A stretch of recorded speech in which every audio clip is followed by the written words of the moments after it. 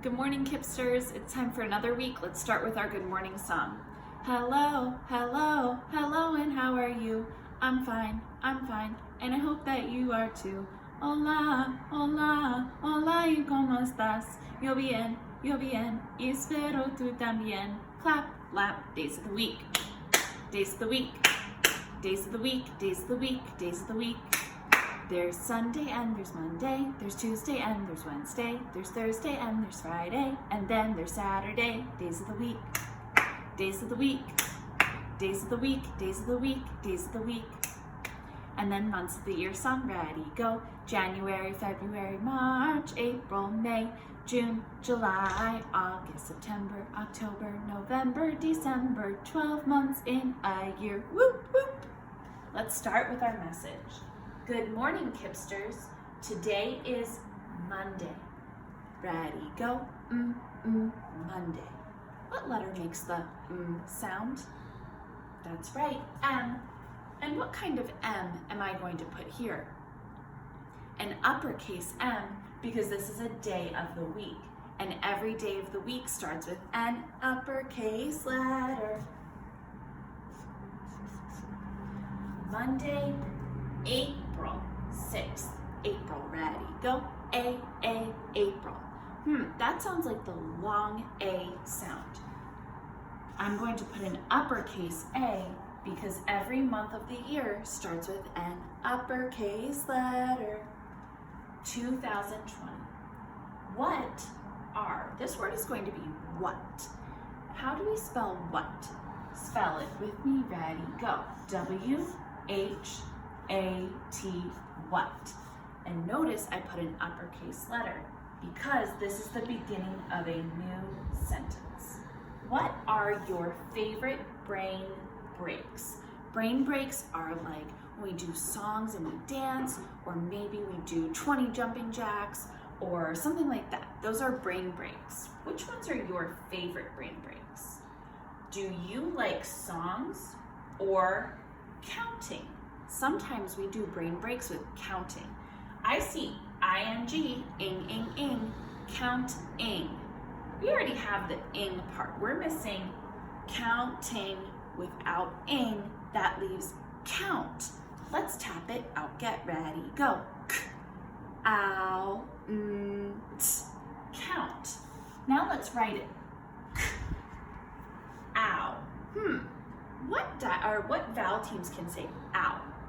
I know OW says O, O, O, or ow, ow, ow, but that's not the ow in this word. What other vowel team says ow? O-U. We have k, ow, k, ow, count.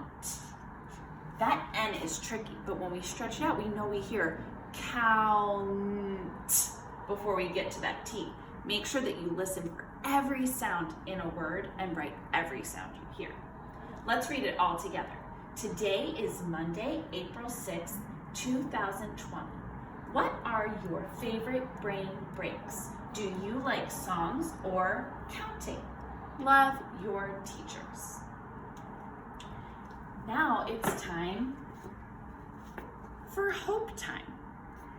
Last week we talked about how we can practice using self-control. The first step when we feel a strong emotion is to stop and calm down. These are some calm down strategies we practiced. The next step is to think. First we stop, then we think. One of the things that we can think about is others' feelings. Thinking about others' feelings helps us realize how somebody else is feeling so that we can solve the problem nicely. So we can ask 4 questions. How do you think they feel? What clues does their face give you? How would you feel in this situation? So it's like putting a mirror. You're thinking, if I looked at myself, how would I feel in this situation? What might they have said, or why might they have said or done that? Why do you think they said what they said and did what they did? Before we can think about others' feelings, we have to remember what some emotions are. I'm not going to read through all of them, but we know that there are comfortable emotions.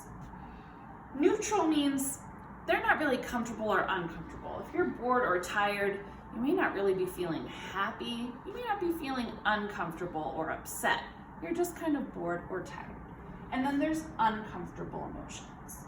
Comfortable emotions make us feel good, like surprised, proud, confident, grateful. Those make us feel good. Uncomfortable emotions may make us feel bad, mad or grumpy, frustrated, embarrassed, worried.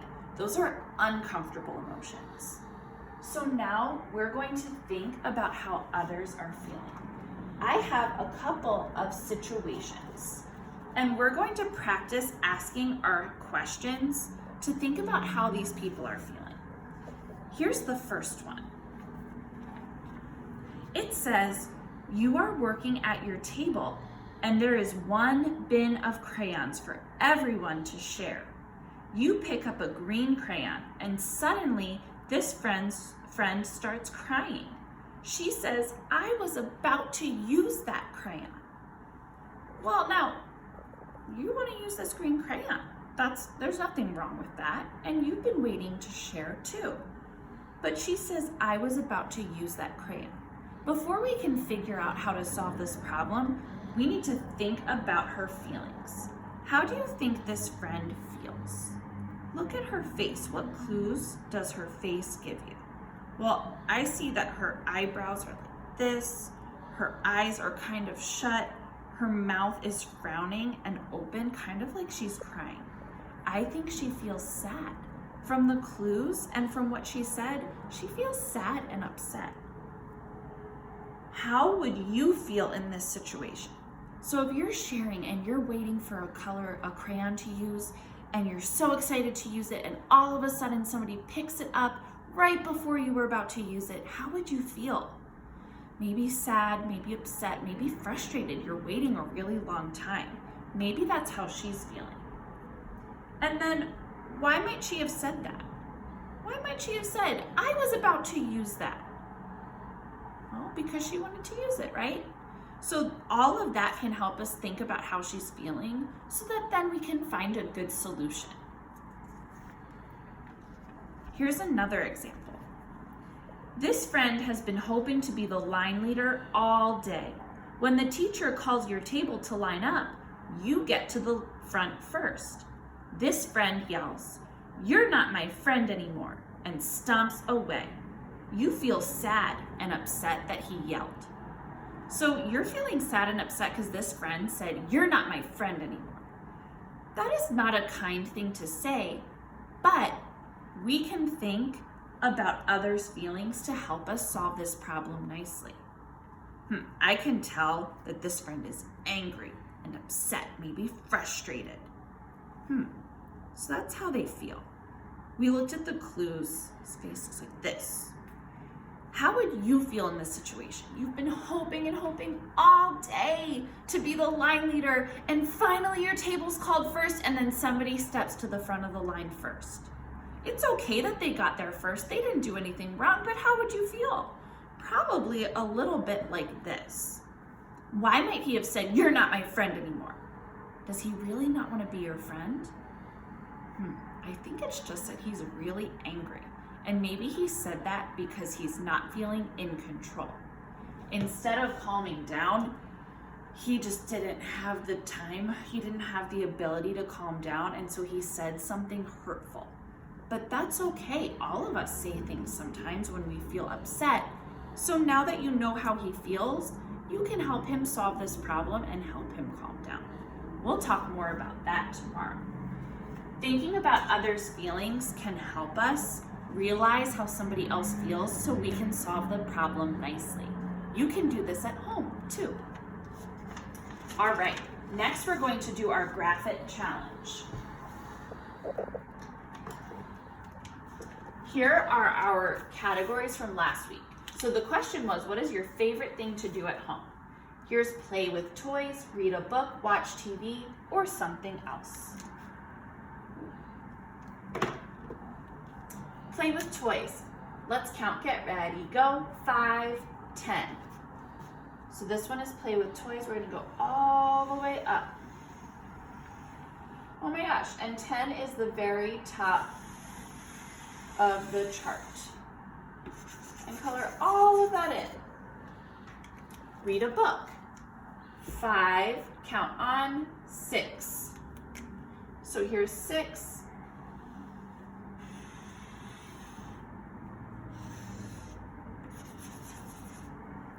Watch TV, 5, 10. This one also has 10.